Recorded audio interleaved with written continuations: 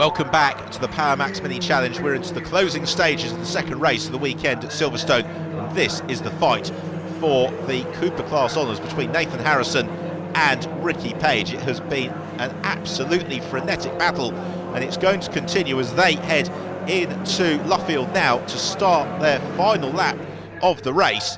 So they have got 3.6 miles with which to sort themselves out. As meanwhile, we await the race winner, and winning the race overall, the F56 class, Ryan Rode takes it from Lawrence Davey and Charlie Butler Henderson. That's a first win in the Power Max Mini Challenge for Ryan Rode. I'm sure that he will be overjoyed with that. But we've still got this Cooper class fight to sort out. We've still got the JCW class to sort out as well. So it's Nathan Harrison who has the advantage over Ricky Page as they fight through Beckett for the final time, and then out of Chapel Curve onto the Hanger Straight. And this time around, it's Ricky Page who's in the tow behind Harrison, and therefore it's Harrison who will be trying to punch that hole into the air. Meanwhile, third place in the Cooper class is also very much up for debate, with Wakefield leading the way from Simon Walton. Walton comes out of the tow and looks to challenge as well to the outside of Wakefield, but Wakefield's got the inside line for Stoke Cornerstone. No way through for Simon Walton on that occasion. Meanwhile, the checker flag goes out, and it's Neil Newstead who wins the JCW class with second on the road to Worker Linstead, but he picks up a 5-second penalty for track limits, so it's Hamish Brandon who is second from Kevin O'Connor. Great fight amongst the JCW runners as well. But what about the Cooper class winners? Ricky Page moves inside Nathan Harrison as they arrive into Brooklands for the final time. And Page has got the inside line for Luffield. That might just be enough for Ricky. Can he get the line covered in time? Yes, he can. So he accelerates out of Luffield on towards Woodcote. And Ricky Page looks like he is going to make it 2 from 2 in the Cooper class here at Silverstone this weekend, as the checker flag goes out and Ricky Page wins it just from Nathan Harrison. But what about the rest of them? So look at the results then, with Ryan Rode winning the race overall for the F56 cars from Lawrence Davey, Charlie Butler Henderson with Harry Volkard in 4th. The JCW runners then, Neil Newstead victorious from Hamish Brandon and Kevin O'Connor for that costly 5-second penalty for Urquhart Linstead. And then in the Cooper class, it was Ricky Page from Nathan Harrison, with Mark Wakefield completing the Cooper class podium. So huge applause for Ryan Rode as he takes his place on the top step of the Silverstone podium. He looks absolutely overcome and overjoyed. With that, we have the draw for the reverse grid of the final race, and it's going to be the top 6 reversed. Ryan, your first win, very emotional. Yeah, no, it's my first win ever in my career, outright win, so that means a lot. But Accelerate, honestly, it's a fantastic job by them. And a big thanks to my mother and father back home in South Africa. It wouldn't be possible without them, and it's not easy moving over, leave your family to come and race. So that has finally come. It's a big weight off the shoulders. So I just enjoy the next race. I have no expectations, so just take it as it comes. Quite early on, I think lap 3 maybe, Hamish tried to a bit of a manoeuvre on me and sort of nudge and spin, but I kept it. The tyre actually started smoking right up, filled the car with smoke, and I thought, oh no, this is it, the race is going to be over, the tyre's going to go. And then by the time I come through here, the straight, it cleared itself, and that was it, I just nailed it. Then I thought, here we go, I'm really in the mood now, I've got to go for this win. Ricky, you were really being pushed right at the end particularly, but you did it. Yeah, I was really fortunate actually that I got a bit of a gap at the start, because I missed a gear coming out of the hairpin, out of the new infield, and that allowed Nathan to catch back up, and then I knew I was in trouble, because around here the minute he gets in that slipstream, it's big trouble. But fantastic racing again, and let's see what race 3 has to bring. A name you may well be familiar with is Matt Neal, British Touring Cars champ, of course. Now, he can be seen here in the Mini Challenge paddock, not as a driver, but actually supporting his son Henry, who's driving in the Cooper class. I managed to catch up with both of them a little bit earlier. We looked at all the different championships around the UK, and what was giving good racing, was cost effective, and the mini challenge really ticked all the boxes, and it's great that it's got 3 stages now with Cooper, with John Cooper Works, and now with the Gen 3 class. So you can go in at a level where it's very cost effective, affordable to do.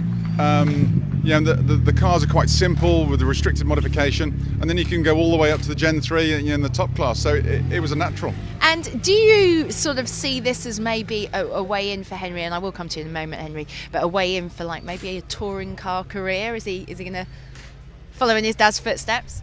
The first thing we want him to do is to enjoy it. That's what it's all about, and it's a great atmosphere in the paddock here. I mean, in an ideal world, that would be absolutely fantastic. It would be a dream for me to see that happen. But we've got a long way to go yet. He's learning all the circuits. It's new territory for him. And for us, we're running the car ourselves. We're learning the cars. I mean, these guys know how to run them really well, and there's some quick boys in the championship. So, but a lot of it is learning racecraft as well as how to drive and all the circuits and everything. And he's all right. He's getting on with it. Yeah. Well, let's come to you then, Henry, and find out. I mean, is that where do you see yourself going? Because you're starting here with the Coopers. Well, obviously the dream is to be like the old man, but I do need to just get my head around these, like he was saying, and get up on the podium at one point. Hopefully, fingers crossed. But hopefully get a good result this year. Had a bit of a rough start, as you know, but just get some more points and see what happens, really. Dad, what tips have you got to pass on to your son then? He doesn't want to listen to a word I say, but I just try and enjoy it. We try and have a talk around the circuits and everything. Well, I've jumped in the car a couple of times and he's quicker than me in it, so I'm not getting anywhere near it anymore. Enjoy the experience. 37 Minis are lining up for the third and final race of the weekend. Conditions remain dry, but it's a reverse of the top 6, which poses a fresh set of challenges in itself. It's over to Ben for that all-important grid. Thanks, Michelle. Well, the reverse grid race always gives a very action-packed finish to any Power Max Mini Challenge race weekend, and the Silverstone Grand Prix circuit, I'm sure, will be no exception. So it's Ben Spallock who lines up in pole. Alongside him is David Grady and Harry Volkard and Charlie Butler-Henderson on row 2. In the JCW cars, it's Keith Issack who takes pole from Alan Taylor, then Urkel Lindstedt and Kevin O'Connor. It's Max Lever at the front of the Cooper class, Simon Walton, then Max Bladen and Mark Wakefield rounding out the top 4 placings. The 5-second board is shown to the drivers. The revs rise, and away we go for the last time this weekend in the Power Max Mini Challenge at Silverstone. Who's got the jump from the line? It's a very good start from David Grady, who is going to take the advantage into Copse Corner. Also a super start as well from Charlie Butler-Henderson as the Cooper class cars surge away. It looks like it's going to be Simon Walton. It is Walton who leads from Max Lever through Copse Corner as they head on towards Beckett's the first time, where David Grady leads. A huge moment for Lawrence Davey, who flings the car sideways. I think that's going to be enough for him to overhaul Ben Spallock. Indeed it is. And then it's Butler-Henderson in 4th. Lee Patterson is in 6th. He'll be looking to make progress. And Rob Smith, a lot to do from lower down the order. Amongst the Cooper class runners already, Ricky Page trying to force his way to the front of that pack. So Grady leads into Stowe Corner. Lawrence Davey chasing him down as Lee Patterson trying to shake off the rest of the pack, including race 2 winner Ryan Road, as they head out of Stowe into the Vale. Grady on the brakes and just holds the advantage from Davey. Then that slight gap in the traffic already beginning to form, 2 or 3 car lengths as the leading duo break clear. Now for Lee Patterson, he will be anxious to close that gap down as quickly as he possibly can. In car with David, or in car rather with Lawrence Davey, looking at David Grady. That is Davy's target, and Davey a lot more committed through Abbey, the same at Farm, and that means he's almost able to draw alongside David Grady on the brakes into Villagers. Grady snatches the brake, runs wide, and Lawrence Davey almost gifted the lead. He forced that mistake from David Grady as the rest of them are all queuing up behind Pallock in 3rd place. Patterson looking to carve his way past Charlie Battle-Henderson. He might be able to do that. In fact, coming out of Village and heading down the Wellington Straight. Also looking to try and bring himself into that fight for podium contention is Harry Volkard. As Patterson flings the car sideways, so does Battle-Henderson. Patterson trying to the outside line at Luffield.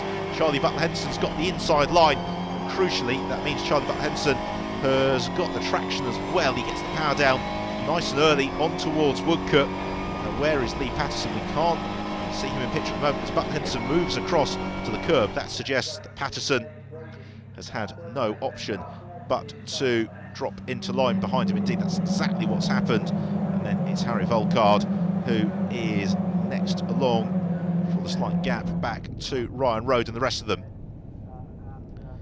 So the race being led by Lawrence Davey from David Grady, then Ben Spallel, then up into fourth now is Lee Patterson. He made a lot of ground on the brakes into Beckett. Patterson through into fourth, Ryan Road trying to challenge Charlie Butler-Henderson as well. What about the Cooper class? It's Ricky Page who is the Cooper class leader from Nathan Harrison, Max Bladen, and then Max Lever. Henry Neal looking to gain a couple of places as he challenged the inside at Cops Corner. Fifth in the class at the moment, but a little bit of a gap to try and close down to the class leaders. Ricky Page continues his emphatic form, easing away from Nathan Harrison. So we're in the early stages of the final race of the weekend here at Silverstone. Join us in a couple of moments' time to see who will take the checkered flag.